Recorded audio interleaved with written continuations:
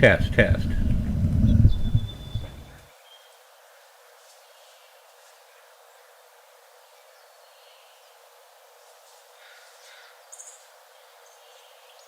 Alright guys, I figured I'd take a little bit of time. I've done, probably 5 videos since I did the last stream, and I wanted to give you all an opportunity to be able to do a Q&A, a question and answer, on the stuff that I put out. A lot of this stuff's pretty powerful stuff, guys. It really is. So, before we go into questions and answers on the channel, I'm going to take a look at some of the questions that we received on YouTube. Daniel Kerwin says, I'm wondering when you have this feeling you don't like someone. You might not know the person. Maybe you had a brief encounter. You left the conversation feeling really uneasy. You think they are trying to plant a thought. And this is in reference to the video I put out on how a practitioner does telepathy. And it's a really powerful tool, guys, that you need to learn, because you can use that to connect to your higher self also, and connect to the different multi-dimensions. Your senses cannot, let's say, process information from other dimensions, but your mind can with training, okay? There's a few little memory exercises that you have to do also, but I'll go into that someday. Now, I'm going to tell you what it probably was the person was trying to manipulate you, and you sensed it, through that connection that everybody has. Most people don't have the ability to plant thoughts, so y'all can relax. When I say we live in a glass house, it's true. But because of the internal chatter that we have, most people can't see out of that glass house, which means they can't see into yours. Only practitioners or those that are advanced enough to be able to stay in the present moment, be able to make that connection on purpose, stop their internal chatter. Those are the only ones that can do it. And I'll be honest with you, by the time you get to where it's reliable and it's something you can do whenever you want, you're far enough along the path that you're really not interested in doing it, to tell you the truth. I mean, it sounds cool because you can't do it now, but once you can do it, just like I said in the video, you'll discover, you know what, I really just don't want to hear what people have to say. I don't want to hear their internal chatter. So I hope that kind of answers your question. Yeah, we can feel when people are trying to manipulate us, and that was probably it. And always listen. And by the way, that feeling that you had, that's your wisdom aspect of the mind.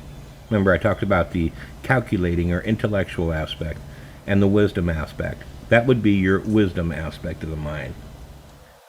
Have a Laugh says, yes, I do this. Again, referencing the telepathy video. I have to shield my awareness from people or I tune right into them. It makes people nervous because I can sense and I can read their thoughts and feelings. I usually vibe calmness so people will relax and stay unaware of what is going on. I got a question for you, Have a Laugh. When you do that, remember, listening's different than planting. Have you ever planted a thought? You'll find out that they're probably never going to be easy around you again. Matt says, beautiful background. Loved it. Yeah, I like that, walking through the woods. Kind of has that path feeling. I'm not like this channel's about the path. Oh yeah, but I had to put a lot of thought into that background. Christopher Collins says, I had a telepathic epiphany, and I had never felt so naked and vulnerable in my life. It was empowering. Remember, every epiphany that you have empowers you. It gives you power. And yet a sense of helplessness over not being able to shut it off.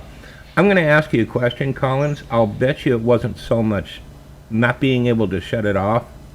I'll bet you it's because it blew up your paradigm. Whenever we have an epiphany, and this is something to know, this is a negative part, or the positive, however you want to look at it.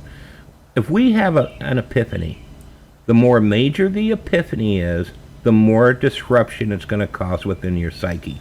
Because you now have to reevaluate all of your belief structures and reorganize them in a way that makes you feel comfortable. So what it really is it's taking a look into the unknown without really knowing what your steps are.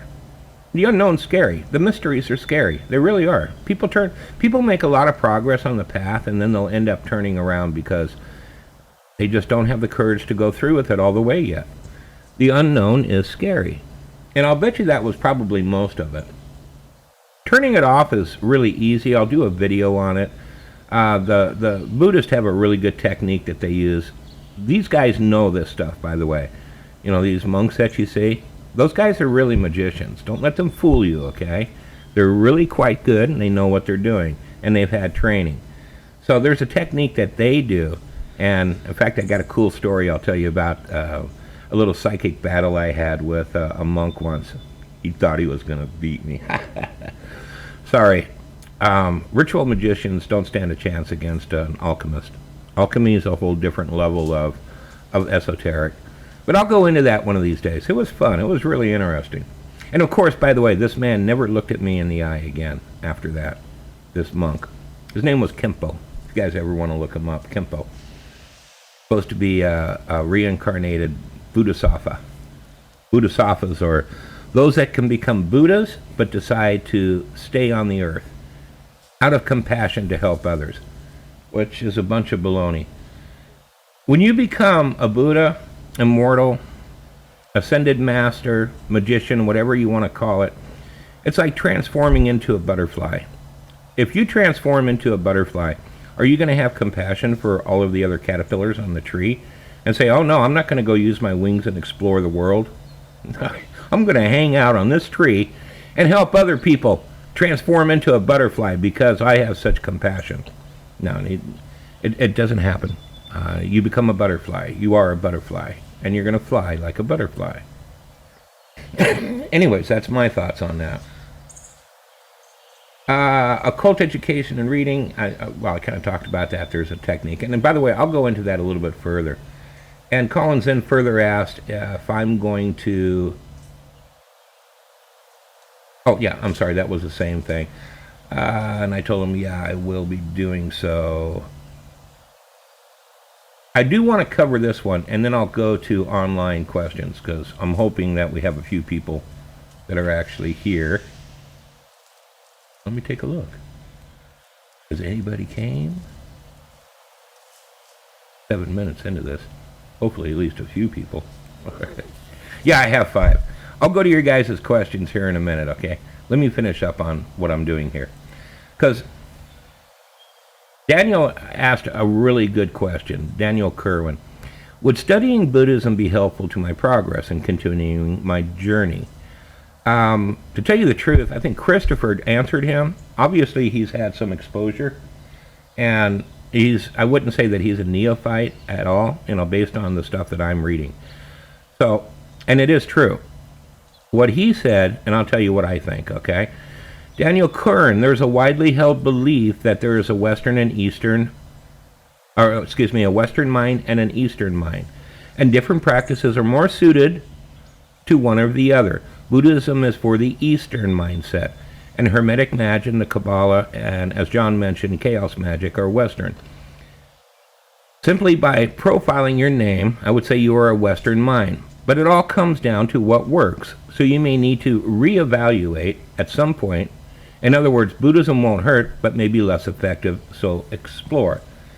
Yeah, he's correct. I got a little bit, if you guys want to look at the comment, it's in the section, your spirit, higher self, how it views your reality, or your life, or your incarnation, if you want to put it that way. And I agree with what he says. There probably is, it's more of a way that, a cultural difference. The Eastern tradition is more experience-orientated, whereas the Western tradition is more intellectual. There's advantages to either one, okay? To both.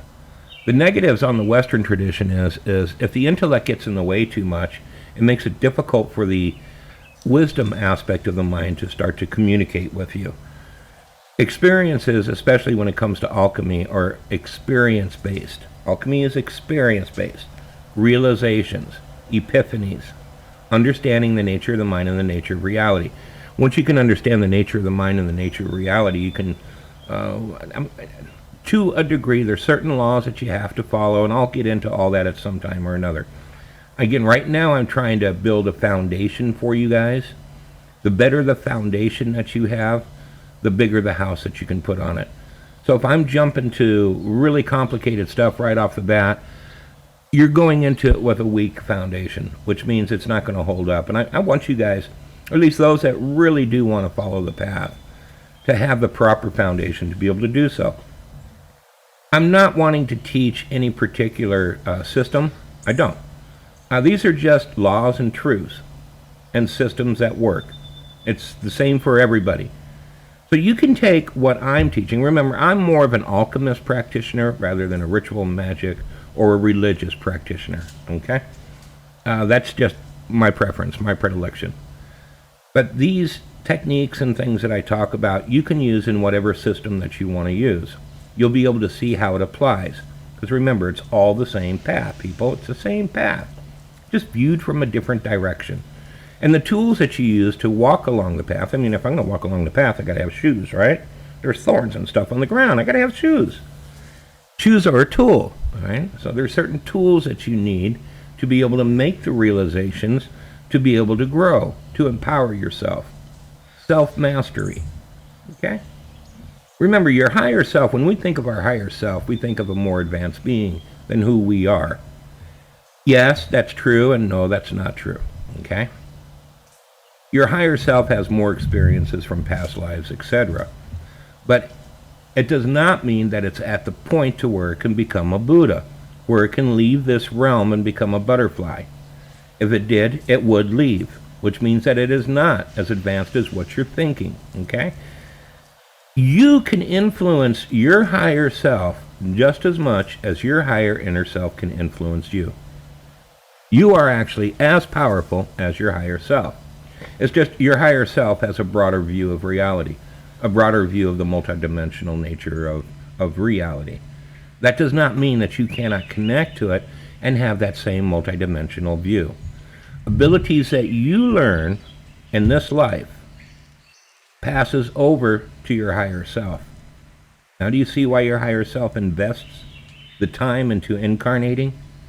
Because every skill and every ability that you gain in a life is now a skill and ability that your higher self has. Like the telepathy one, really important, okay? Really important to know how to shift your focus, how to move your awareness from conscious to consciousness. That's a skill that a higher self needs to also master. It's not born a higher self with all these skills. It has to learn it, and it has to learn it through who? You, which you are your higher self.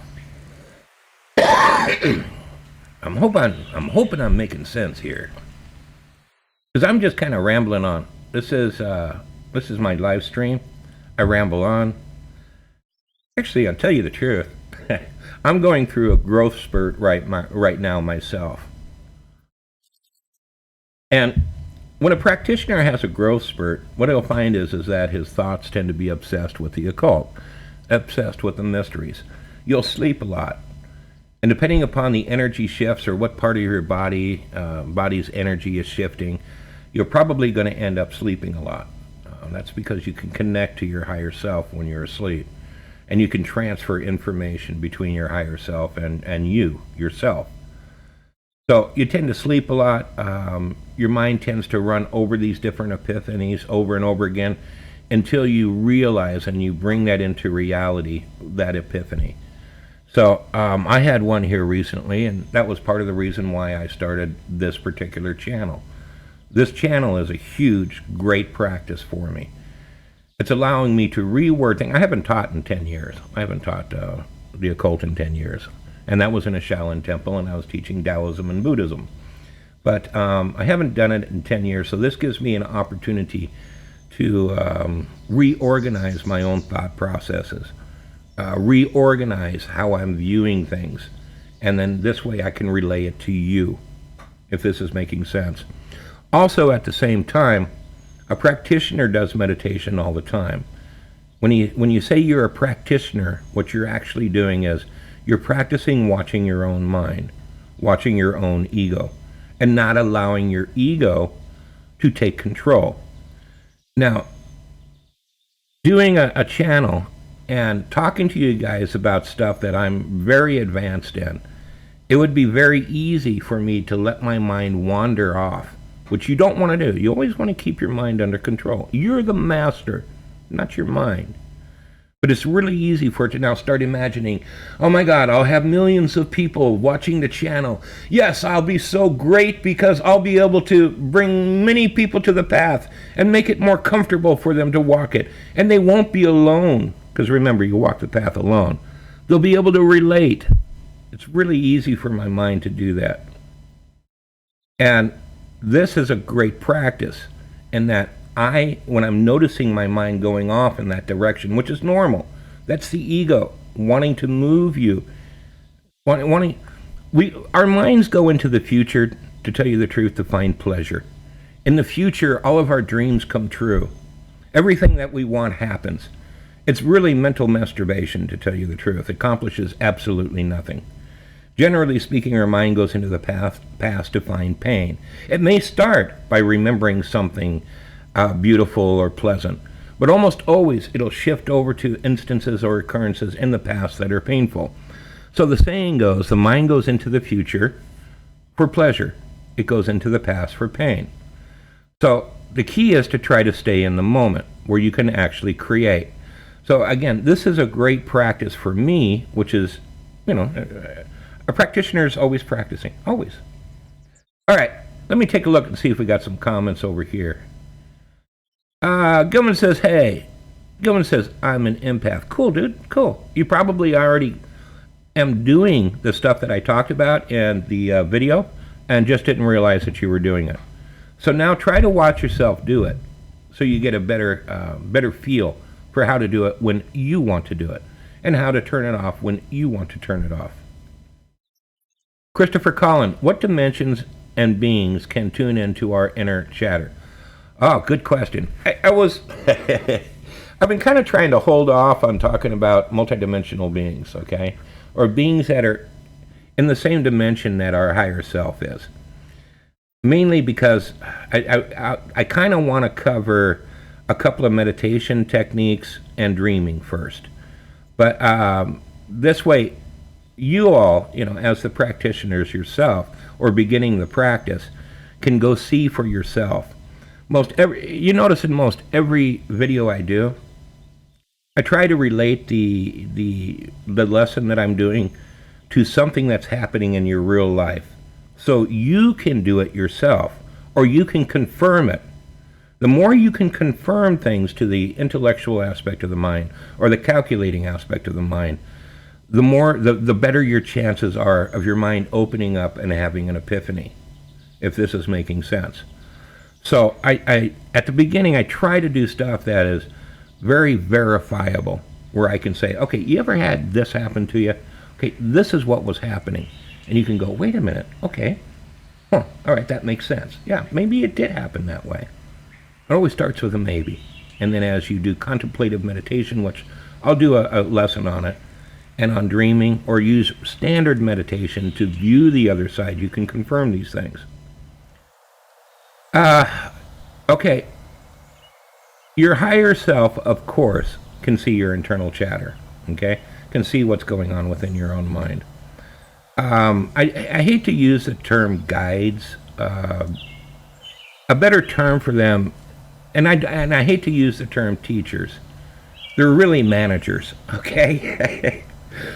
And I hate to use, like I said, the term guide and teachers because there's so many labels already attached to it. Remember, a label is a series of words which are symbols, or a label is a symbol. So the minute I use a word on a concept or an idea, you are now going to form that label within your mind, which could be constricting. They're really not teachers per se, and they're really not guides per se. What they are more managers. And I don't like to use the term gods and, demigods, etc., because when I say the term God, you are now thinking, oh, God is this and this, or God is this and this, or this is what I've learned about the multidimensional gods, or however you want to call it. I don't like to use the term bodhisattvas. What you have are beings that are at different levels of education, okay? Different, at different points along the path. And as you move along the path through the different points, you gain, excuse me, getting over a cold. You gain more focus and more power. Remember, every epiphany gives you more power. So the higher the being is, meaning not higher, but further along the path that being is, the easier it is for them to look in on you.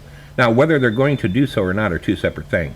But yes, your soul manager group, usually the manager handles a group of people, and those group of people are usually your family members or those that are close to you in life.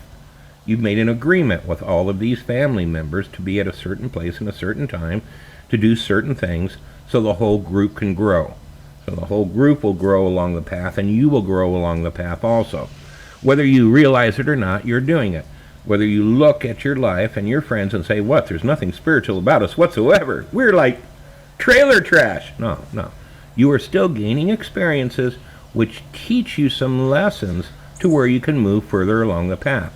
And so is everyone within your sphere of influence or that you interact with, okay? And this is laid out throughout your whole life. In Buddhism, they call it your dharma, okay?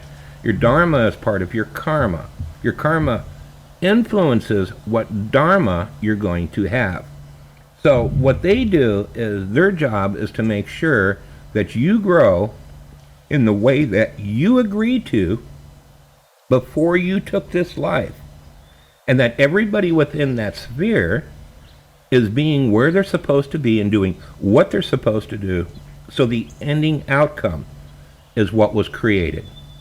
Mainly, again, everybody growing and moving along the path. Some groups, move a huge distance. Some groups only move a small distance, but it's all relative. Any distance is a huge distance along the path. I'm hoping I'm answering your questions, Christopher. If you want to get into the subject of demons and angels and demons are the same thing. And I hear a gasp out there. Oh my God, how could they be the same thing? They are. It's really a matter of perspective. One man's avenging angel is another man's destroying demon. Okay? It's a matter of perspective for these beings. So they can look in on you, and they are not part of the human consciousness, okay, or the human soul group.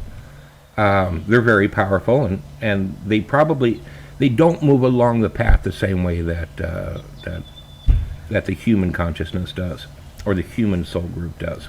But they can look in. And any that you would term gods, again, which aren't exactly gods, but those that you would term that, of course, they can look in. The average higher self, no, they can't. Okay, that's your average higher self, and depending upon how far along the path that higher self is. Gilman says, "How do I turn off my ability? I don't always want to feel others. It's not fun."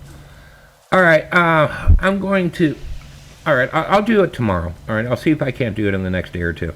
I could tell you how to do it, but what I want you to do is to be able to relate to what I'm telling you. So, I could say right now, but I usually like to I've got this really cool thing when I'm recording a video. It's called stop. Okay. So when I'm recording a video, I'll stop when I get to a point, and then I'll let myself go into what's called a contemplative meditation. And I'll try to find, within my own experiences, examples that I can use, which makes it easier for you guys to be able to do it. So I'll do it soon. I promise I will. Okay. Vinny Vinton says, might not be... where'd he go? Hey, Rooster's here. What's up, my man? Where'd he go? Vinny says, might be the reason I end others' sentences before they're done talking. Well, yeah. And again, I want to bring this up again. The communication or that connection doesn't happen within this physical realm, all right? It happens through the multidimension, okay, through another dimension. I hate to use the term spiritual dimension because, Again, that has so many labels to it that are incorrect. When I use the word spiritual dimension, now you'll be envisioning or pulling up in your mind all of these labels that you have for what the spiritual, dimension is. But so why don't we just use the term, and then you can apply it to whatever you want to do until you grow out of it. Just another dimension. It goes through a higher dimension and then back in again.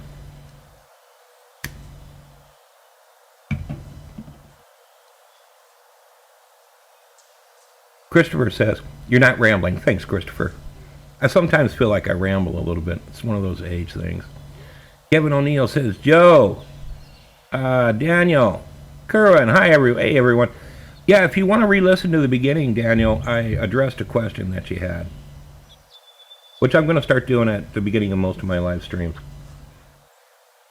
Yeah, Rooster, I see you. He says, "I've made it this time." Howdy, John. I didn't realize that you'd be into this kind of stuff. Your name doesn't really inspire that you would have an open mind into the occult. Rooster Cogburn was John Wayne. I mean, all he was guns and shooting. Gilman, who are the names on my screen?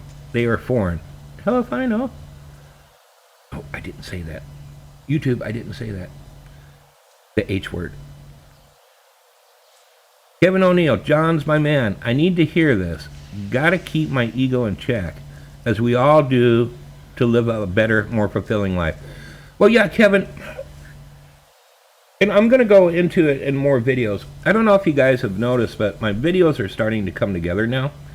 I'm getting enough information out to where I can now refer to other videos so we can progress along this foundation.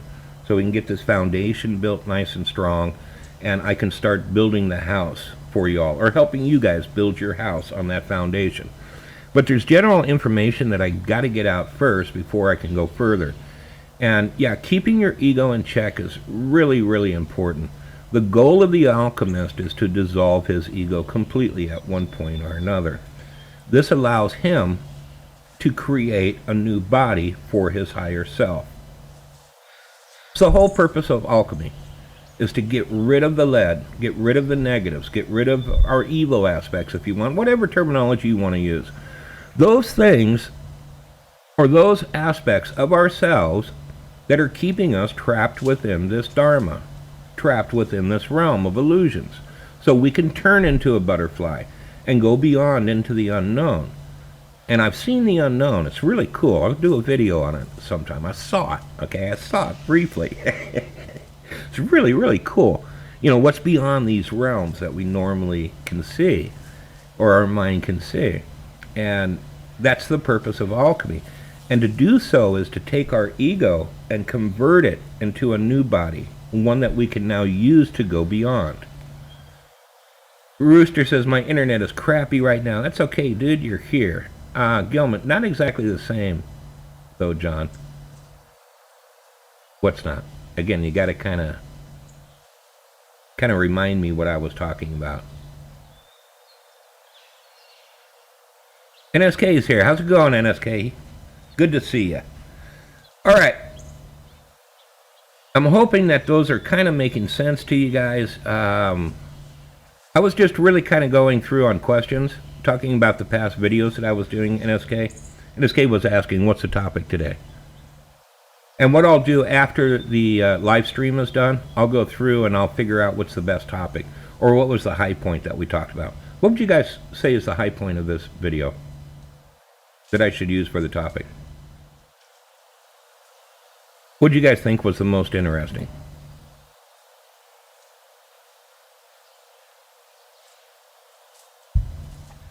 By the way, when I pause like that after asking a question, it's because I know that there's a delay between the time that they hear it and the time it takes to type it.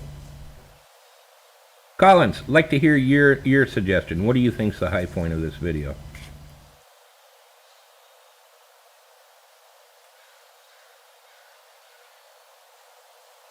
I don't know, I'm kind of thinking, don't make me go through and have to re-listen to this for 30 minutes. Am I like really lag? You guys must have a really long lag.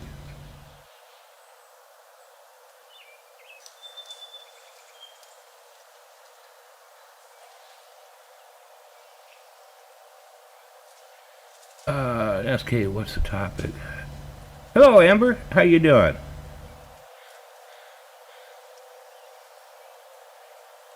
Yeah, Kevin, you got to watch this one. I think I covered some really good points on this one. I really do. I think what interested you guys the most was the telepathy aspect. But thanks, Amber, that we're on. I kind of did a video on that. Maybe did you guys find the multidimensional aspect? Okay, here's what I'm thinking: the multidimensional aspect of the higher self. I think that was probably the cool part. All right, yeah, we'll do it on that, the multidimensional aspect of the higher self, and our relationship to the higher self. Because I don't think a lot of people know that. I think a lot of people, when they think of their higher self, they're thinking of it as an omnipotent being already, okay? And that's not the proper way to look at it. It's not omnipotent, and it's not omnipresent. It wants to be, and the only way for it to be able to do so is to go beyond, go out of this realm. And that's when you connect to God, if you want to call it that, or connect to the Tao, or whatever terminology you want to do. Every system of esoteric, and this includes Christianity. I'm sorry, I know. Another gasp. What? Christianity is an occult? It's it's esoteric? Well, actually, yes, it is, because it's discussing its technique for connecting to God. So you can call it God, the Tao, the universe, whatever you want to. Oh, yeah, I love that one. It really puts a whole new perspective on things. It really, really does. I mean, don't get me wrong. There are what we would term demons, okay? But they're really just not very powerful. They're really not. They really can't do much. I mean, the average person has enough. This is the average unenlightened, person that has no concept of spirituality. He does it automatically all the time, blocks them off. They're really not that powerful. The only time that you are, shall we say, vulnerable to them is when you're a child and you're forming your personality. That's the only time when you're really vulnerable to them. And then you may accept one unintentionally without realizing that you're doing it, because you're creating personality aspects. And that's another one. I've got to cover that before we can go a whole lot further. So that'll probably be my next video, is how we create personality aspects. And yeah, one of them could be what we would term as a demon. Yeah, okay, yeah, I think I'm going to term it that way. And I'll term it that way, and our relationship to the higher self. I kind of like that higher self part too. So yeah, but now angels are a different story, okay? Now, I'm going to let you guys know I've met angels. I have. My practice is dreaming. Again, remember I told you all that I don't really do meditation. You can do the same thing that you can do in meditation if you do dream work. Learn how to control your dreams, and how to be aware within your dreams, and how to remember your dreams. You can have amazing experiences, I think much stronger and much better than what you can get through meditation. But again, that's my predilection. You may enjoy sitting meditation, okay? I don't. That's why my two main practices for knowing the multi-dimensions is contemplative meditation, which isn't a seated meditation at all. You can do that driving your car. In fact, you probably often do. And the other one is dream work. But yeah, I've met what you would term as angels, and they're not nice. Okay, they're not nice at all. They have a job to do, and they don't care how much pain you go through to do their job. And their job, by the way, is not malicious towards you. But they're not huggy, cuddly, oh, did I hurt your feelings? I'm so sorry. No, they don't give a crap about your feelings. What they give a crap about is for you to gain the lesson. So if you really want to say if there's teachers on the other side, I would probably have to say that they're angels. But angels are also the enforcers. If you're someplace that you're not supposed to be, they will promptly remove you from where you're not supposed to be. And they won't do it in a nice way. And they don't mind being scary. See, I was talking about angels, and now I turned off a bunch of people. They left. I know, I'm sorry. I'm going to be breaking some of you guys' paradigms. But this video, this channel is really going to be more about for people that are walking the path that don't want to feel so alone, because not everybody is doing it. So to let you all know that there's others out there. And as I said, I'm pretty far along the path. So odds are extremely good that any place that you are along the path I can relate to. Well, yeah, no, you're right, Daniel. The paradigms need breaking, but you have to do it gently, okay? Because if the ego feels threatened, okay, its paradigm feels threatened, or its power over you, your ego's power over you feels threatened, it will take control of the calculating aspect of the mind and start throwing out all sorts of reasons why this is baloney. And it'll be extremely one-sided. What it is trying to do is to turn off your awareness, your spirit, away from it so it doesn't lose its power. That's what your ego wants. It wants self-importance, and it wants to be in control of your life. It's originally created as the protector, but that doesn't mean that it's always out for that it always does your best benefits.